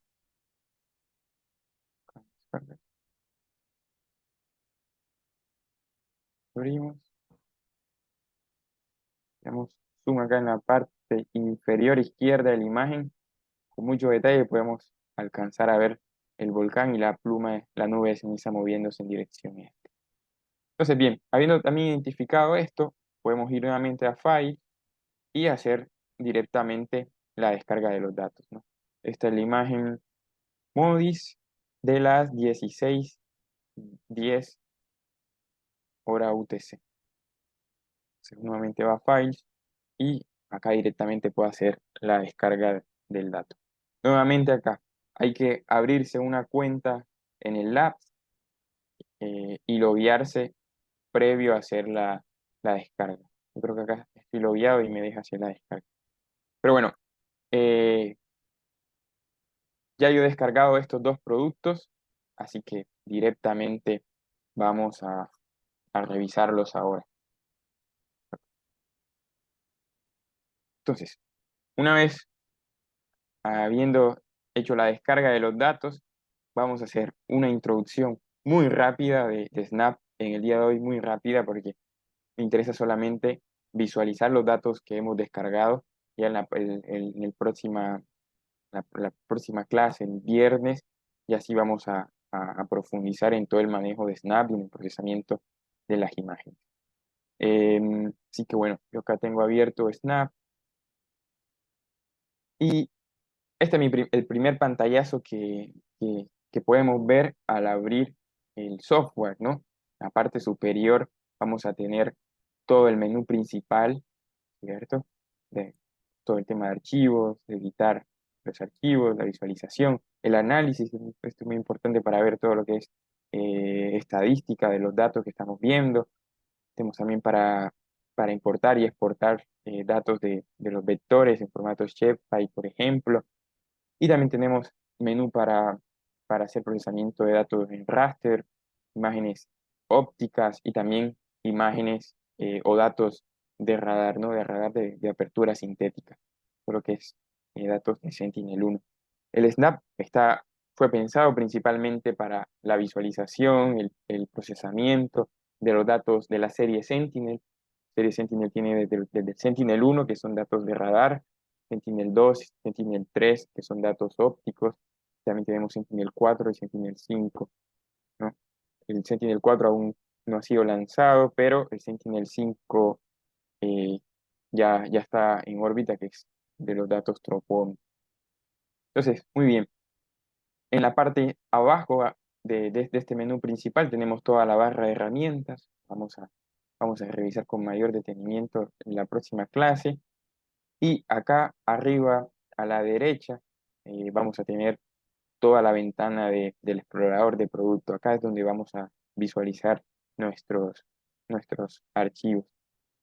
Vamos, por ejemplo, a abrir directamente el archivo del SLSTR de Sentinel-3.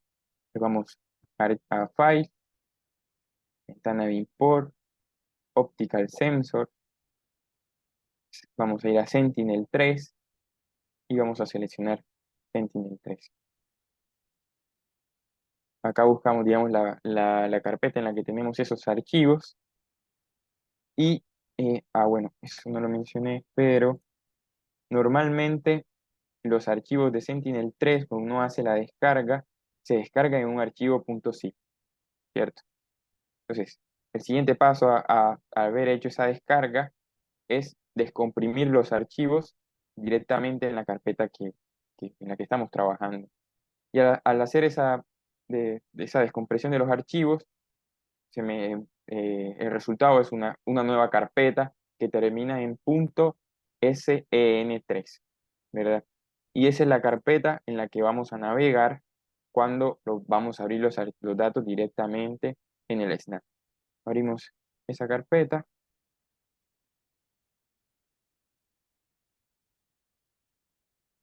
Y luego vamos a abrir el archivo XML, ¿no? Esperemos que abra. Mientras tanto, por ejemplo, cuando uno revisa esa carpeta terminada en el SEM3, vamos a tener un montón de archivos en formato netcdf, ¿verdad? Igual hay un archivo para cada banda, un archivo para los datos de calibración, pero en Snap seleccionamos directamente el archivo XML, que es quien me da la oportunidad de abrir todas las bandas y toda la información de los datos de forma completa en el Snap, como estoy viendo acá, ¿no? Acá yo en el Product Explorer puedo directamente desplegar las diferentes bandas que tiene el SLSTR. Algo importante y es que el SLSTR capta datos en dos geometrías. Una en forma de nadir, sensor mirando directamente hacia arriba, ¿no? Abriendo sus ángulos de vista, toma unos datos en esa geometría y también toma datos de forma oblicua. Entonces, eso con mayor detenimiento lo vemos la próxima clase, pero saber que quizás van a encontrar datos que va a parecer repetitivo, ¿no? Porque cuando uno empieza a explorar, vamos a tener datos BT, que son temperaturas de brillo, terminados en IN, que esos son los datos del nadir, y también en IO, que son los datos en geometría oblicua. Bueno, acá en la parte izquierda inferior también tenemos toda una ventana de navegación. Por ejemplo, si vamos a la pestaña de World View, podemos ver la pisada que tiene la imagen que nosotros hemos descargado, ¿no? Y bueno, vamos a desplegar una imagen en las bandas rápidamente. Es la banda de los 11 micrones. Miren que si voy a la pestaña a la derecha que está en el Product Explorer, puedo ver la información de los píxeles. Y al moverme alrededor de la imagen, acá en la ventana principal de visualización, que estoy viendo acá a la derecha, que cubre gran parte de la plataforma del Snap, si me paseo con el mouse alrededor de los diferentes píxeles, puedo ver acá en la ventana del Pixel Info los valores en temperatura de brillo, esta temperatura está en grados Kelvin de la imagen. Acá un poco de detenimiento, podemos ver el volcán y la nube de ceniza moviéndose en dirección oeste. Así en datos térmicos es bastante difícil visualizar los datos, pero también Snap nos permite crear las composiciones de color, ¿no? Acá seleccionando el producto, los datos, haciendo clic derecho, uno puede abrir la ventana de RGB para armar las composiciones de color verdadero. En este caso, el SLSTR solo toma datos desde el infrarrojo cercano hacia el infrarrojo térmico. O sea, no vamos a tener datos en la región del espectro visible como tal. Creo que le hace falta el azul, la banda digamos, datos en la banda de la región del azul, y no se puede crear una composición de color verdadero como quizás lo veíamos en los productos que nos mostraba Guillermo, ¿no? Aquí podemos abrir el SLSTR L1 Nadir. Ya por defecto Snap me ubica las bandas según la necesidad para hacer la visualización. Y acá estamos visualizando esa imagen que hemos descargado.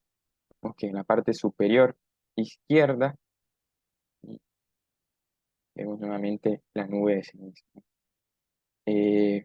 Acá podemos en la barra de herramientas, al final podemos cambiar el tipo de visualización y poner las ventanas en paralelo. De esa manera podemos ver al tiempo, a ver, podemos ver al tiempo ambos datos, ¿no? Viendo acá el volcán y la nube de ceniza. Vamos a abrir también de forma rápida el archivo MODIS. El archivo MODIS en este caso es un archivo completo, no viene una carpeta como en el caso del SLSTR. El MODIS uno directamente descarga un archivo .hdf, ¿no? Entonces, nuevamente venimos al Snap, damos importar, Optical Sensors, y ponemos el MODIS LB1. Navegamos, seleccionamos el mod 021KM y esperamos que abra. Aquí ya cargó el dato, ¿no? Igual, aquí vamos a tener una pestaña también para los metadatos, que también lo podemos visualizar y nos da toda la información de los datos. Igual acá en el caso del SLSTR tenemos esa pestaña para datos. Y en cuanto a MODIS, también vamos a tener las bandas. Recordemos que MODIS capta datos en 36 bandas diferentes. Las primeras son en la parte reflectiva del, del espectro, en la parte, sí, en la región visible y reflectiva del espectro electromagnético, que es lo que conocemos como el REF. Y la parte emisiva tenemos todas las bandas de la región del infrarrojo térmico, ¿no?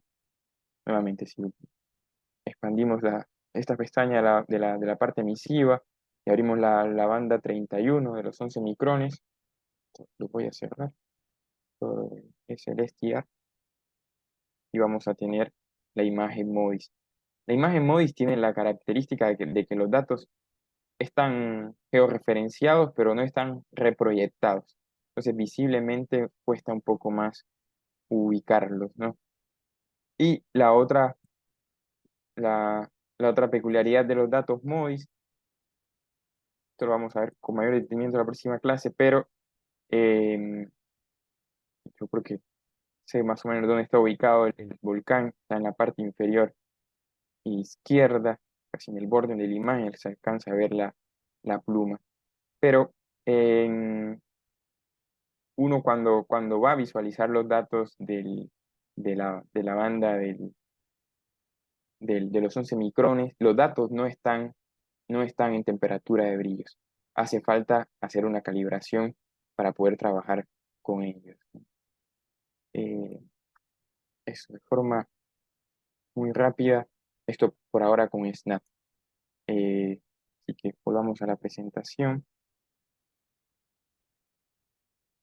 justo estoy sobre el tiempo. Así que, nada, esto en resumen, hemos revisado las- algunas plataformas no exhaustivas para, para la visualización y la descarga de los datos.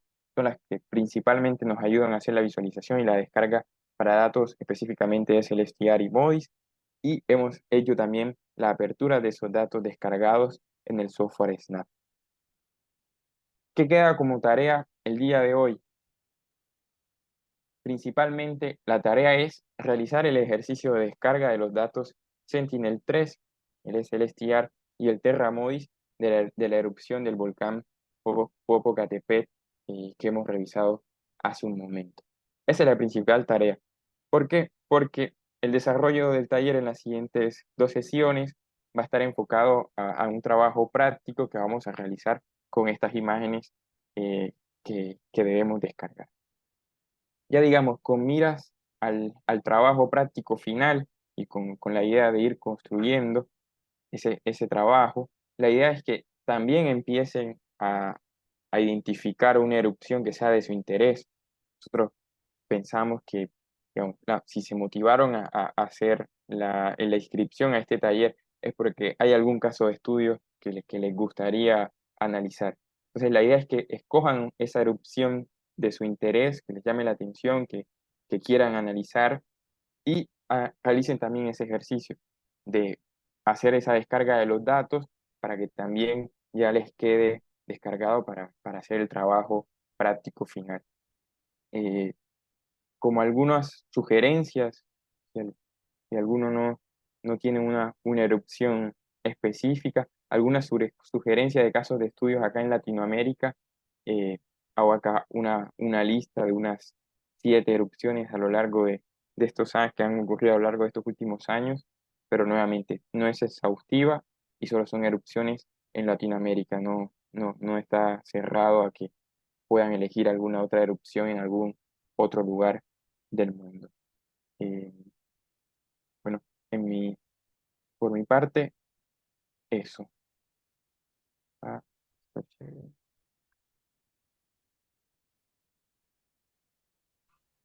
Bueno, muchas gracias, Camilo.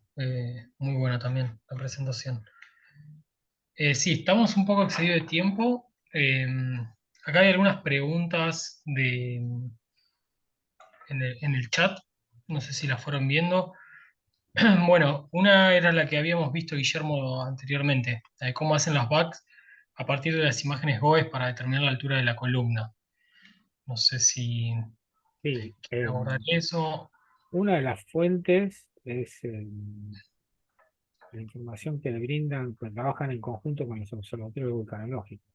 Dependiendo del volcán, eh, pueden tener cualquier de cámaras y demás.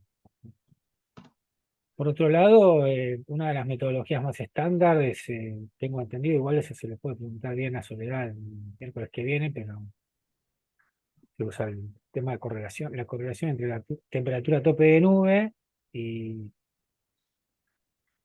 y los perfiles atmosféricos, ¿no? De temperatura y altura, que se obtienen a partir de, por ejemplo, radiosondeo.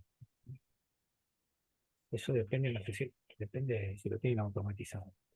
Esa es una metodología, digamos, más estándar como para poder, que después ellos las usan como input para los modelos.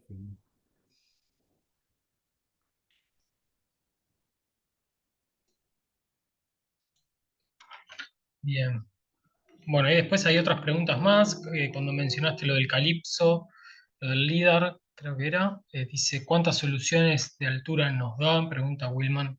No lo tengo presente, como no he trabajado mucho con datos Calypso, entonces del Calliope, eh, pero bueno, es una cosa para averiguar. Y Depende, después Carlos, sí, sí, sí, perdón. adelante. Carlos Laverde deja dos preguntas más. Si tienen en mente cuándo será el shutdown del MODIS, dice, tengo en mente que esta plataforma dejará de funcionar en un tiempo corto. El Terra, el satélite Terra, creo que el año que viene, si no estoy equivocado. No sé, quizás Camilo, vos has escuchado, Sí, nominalmente el Terra tiene vida útil hasta este año y el Aqua hasta el 2025. Pero hace poco tuvimos una reunión y hablaban de que ya el próximo año el Terra principalmente no estaría funcionando. De hecho, hay muchos servicios de NASA que están dejando de mostrarte los datos MODIS por este tema. Un reemplazo en el corto plazo de este tipo de datos, él es el STR para esta aplicación específica, ¿no? Sí, también el VIRS, ¿no? Que es, el VIRS está disponible. Bien, y hay una última pregunta que dice, también de Carlos Laverde, qué temperatura puede tener una nube de ceniza? Tengo en mente que material piroclástico particulado, creo que quiso decir, fino, pierde temperatura muy rápidamente en la atmósfera. Y que la temperatura de la atmósfera, ya a altitudes de 7000 metros para arriba, pueden ser cercanos a los 0 grados.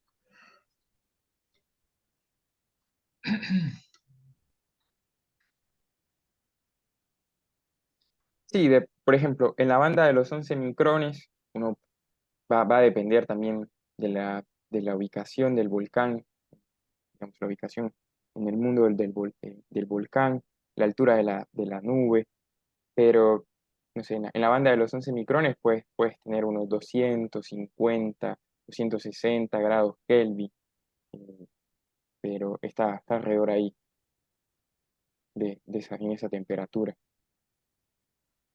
Cuando uno mira, Bien. no sé, yo he visto casos de nubes a -5 grados centígrados, ya haciendo la conversión. eh, Está por ahí, no sé si Guillermo tiene.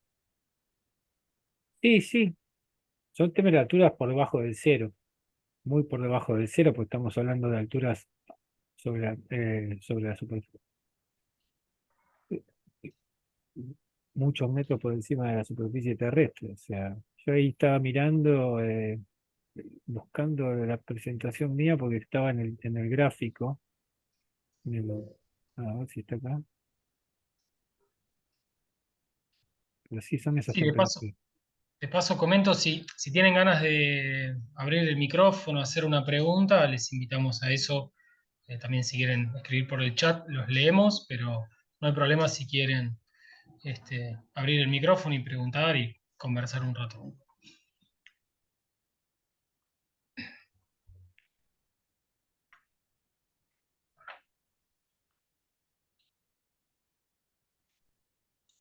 Y por ejemplo, el gráfico que yo mostré ah, refuerza la pregunta, la respuesta de Camilo, digamos, ¿no? Bien, No menos de no más de, sí, se acercan por ahí a los 270 Kelvin, pero no, son temperaturas muy por debajo de los 273 Kelvin. bien, y hay una última pregunta de Willman que dice, ¿hasta qué punto se puede considerar el uso de imágenes MODIS en la caracterización de la dinámica eruptiva explosiva al detalle? Por ejemplo, la erupción del 2021 de la Soufrière de San Vicente fue estudiada en sus 4 fases eruptivas con el satélite GOES con una resolución de imágenes de 10 minutos, pero con el uso de MODIS no tengo conocimiento. Para estudiar la evolución de la nube, o sea, MODIS te va a dar imágenes y va a tener 4 por día, digamos. O sea, no tenés 4 por día por un tema de 2 diurnas y 2 nocturnas de cada uno de los instrumentos gemelos. Así que si es para estudiar la nube, digamos, no vas a poder aportar más que bueno, que se aportó cuando la gente hizo esta gente, digamos, de Taylor en 2022. Pero no sé a qué se refiere exactamente el tema de estudiar al detalle. ¿Se refiere a la nube o a algún otro fenómeno o proceso? No tengo presente ese trabajo tampoco. Imagino que será la nube, no sé si habrá alguna otra cosa involucrada.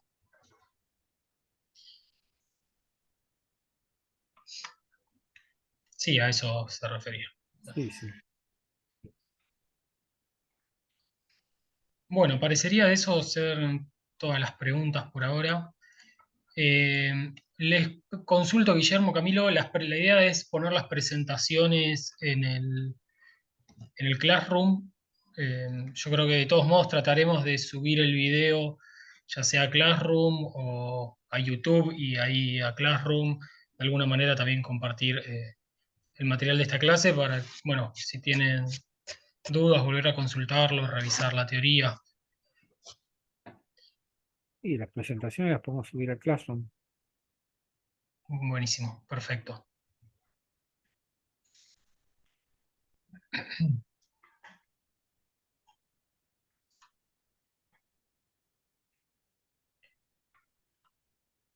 Ahí no sé si vieron, César comenta que para el trabajo tiene pensado usar una explosión donde la columna eruptiva se elevó 700 metros de altura sobre el cráter. Es decir, que fue algo pequeña. Pregunta si tendría problemas para realizar el ejercicio. La pueden probar con 700 metros. Es baja, ¿no? Pero pueden probar. Camilo, va a haber mucho contraste, pero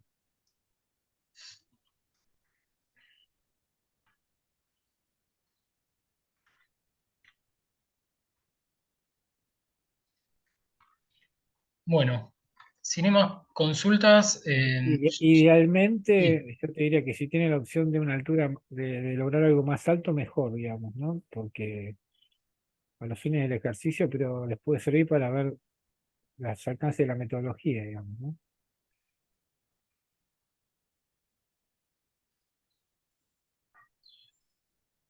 Bien, sí, estaría bueno probar.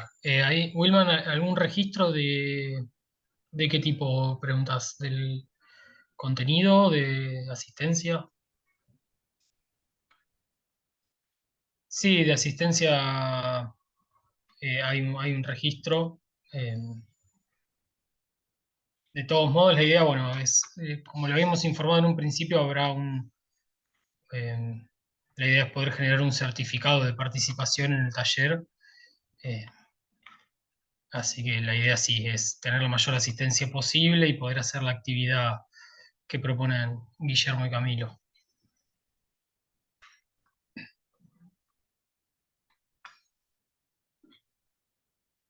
Una pregunta mía. Las clases, las presentaciones las ponemos creamos ahí un directorio en Classwork, en el Classroom. Sí, mi idea era mostrar un poco cómo funciona el Classroom, que veo que ya la mayoría se pudieron anotar, eh, digamos, incluir en la plataforma, es una plataforma bastante intuitiva, ahí pueden comentar sobre algunas publicaciones si tienen alguna duda también. En la parte de trabajo en clase, Guillermo, ahí se puede crear un nuevo material. Sí, por eso Eh, preguntaba, acá veo creo un sí, yo, directorio que diga clases, digamos. Ah, no, lo podemos poner directamente en los fíjate que directorios ya de... hay Está el primer generados, encuentro. Sí, sí, lo metemos ahí adentro, listo, no dije nada. claro, hay algunos generados como borrador. Sí, sí, ya está. Y eso se va a publicar directamente en novedades y va a quedar también ahí anclado en trabajo en clase, para que lo puedan ver. Eh, Perfecto. bueno, ahí si tuvieran alguna dificultad o cualquier problema con la plataforma o con dudas, pueden preguntar mismo por la plataforma y si no, nos mandan un correo electrónico también y los podemos ayudar a resolver. Y bueno, si ya no hay más preguntas, por ahí damos por finalizado que ya nos excedimos casi media hora. No sé qué les parece. Sí, sí. Bueno, muchas gracias. Gracias Camilo, Guillermo, gracias a todos los participantes de vuelta por estar. Bueno, y nos encontramos de vuelta a la misma hora, 17:30 UTC, el próximo viernes. Listo. Gracias. Hasta Muchas luego. gracias a ustedes. Hasta luego.